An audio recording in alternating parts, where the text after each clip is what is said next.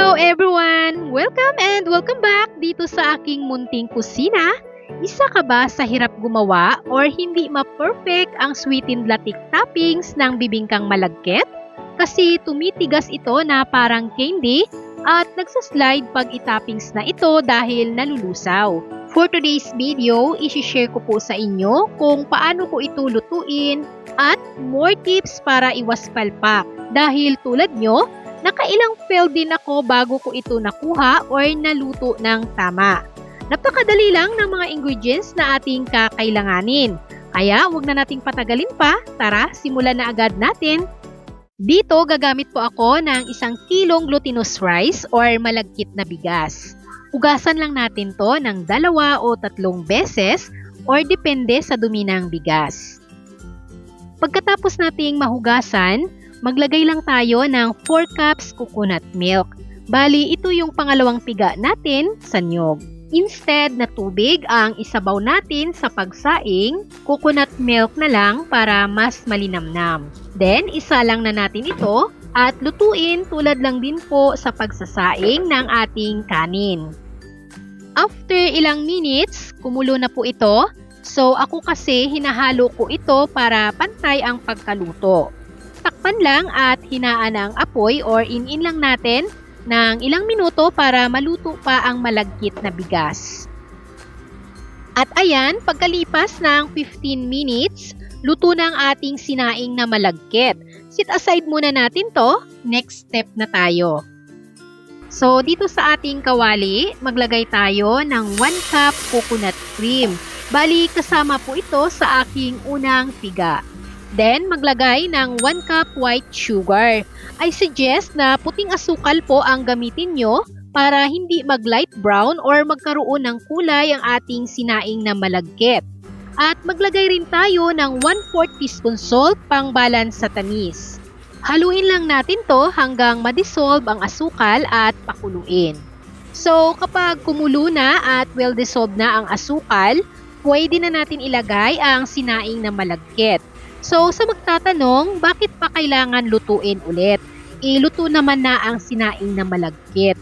Kaya po natin niluluto ulit or ginagawa ang ganitong proseso para kumunat pa po ang sinaing na malagkit. So, haluin lang natin to hanggang sa kumunat.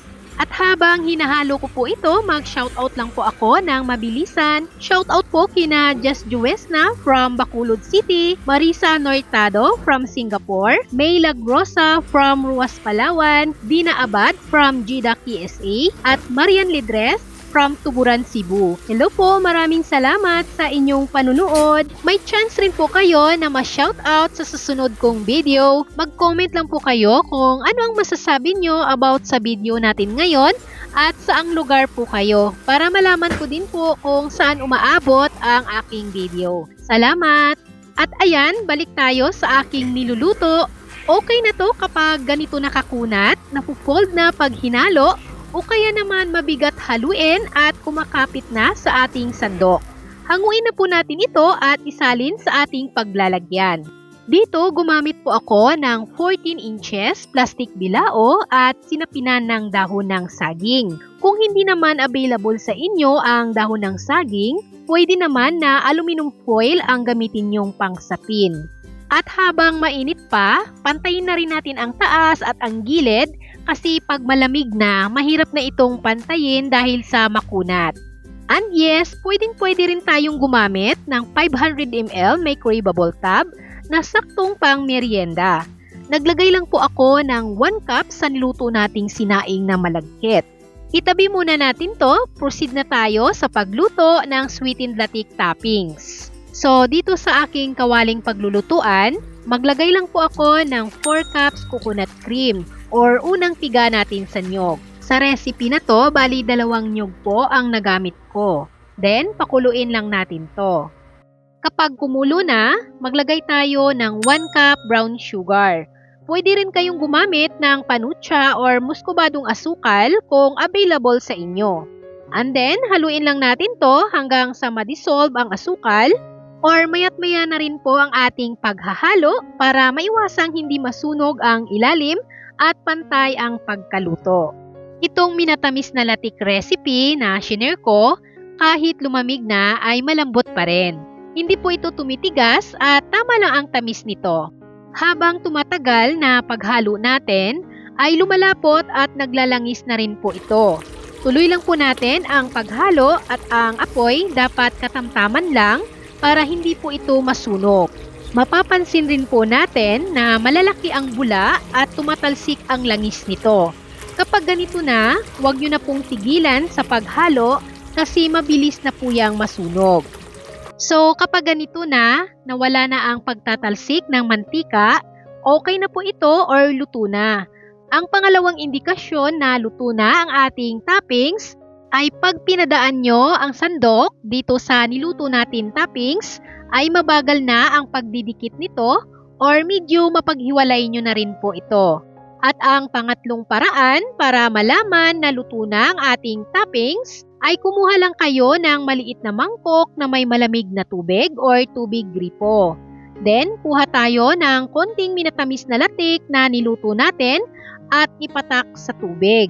Kapag ganitong buo na at hindi na humahalo sa tubig tulad nito, it means luto na ang ating minatamis na latik. Pero kapag hindi pa ito luto, hahalo po ito sa tubig.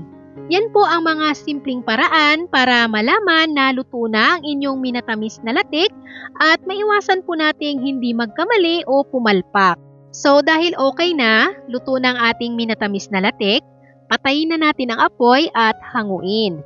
Pwede na po natin ilagay sa top ng ating malagkit. Hindi rin po natin kailangan magmadali para mailagay agad sa ibabaw ng ating kakanin. Tulad nga po ng sabi ko kanina, hindi po ito tumitigas kahit malamig na. At ayan, napaka-smooth at may spread nyo po ito ng maigi kasi nga hindi ito tumitigas na parang candy. Subukan nyo po itong lutuin, sundan nyo lang po ang sukat ng mga ingredients at proseso ng ating pagluto. I'm sure makukuha or maluluto nyo po ito ng tama. And then, slice lang natin. Depende na po sa inyo kung ano kalalaki ang pag-slice nyo. Napakadali rin itong i-slice. At yung ating toppings ay dumidikit talaga doon sa ating malagkit. Hindi po ito basta-basta hihiwalay at hindi rin natutunaw. Share ko lang din po sa inyo, isa po sa napansin ko na dahilan kung bakit tumitigas ang ating toppings ay pag naparami ang ating asukal. Dapat magbawas po kayo sa asukal. Sa 1 cup na kakanggata, 1/4 cup lang dapat na asukal ang ilagay nyo. Kapag gusto nyo naman magluto ng maramihang toppings, ay doblihin nyo lang po ang sukat. Tulad sa ginawa ko, 4 cups na kakanggata, 1 cup lang na asukal ang nilagay ko. At ito na po ang ating finished product. O diba, kayang-kaya nyo na itong gawin or lutuin.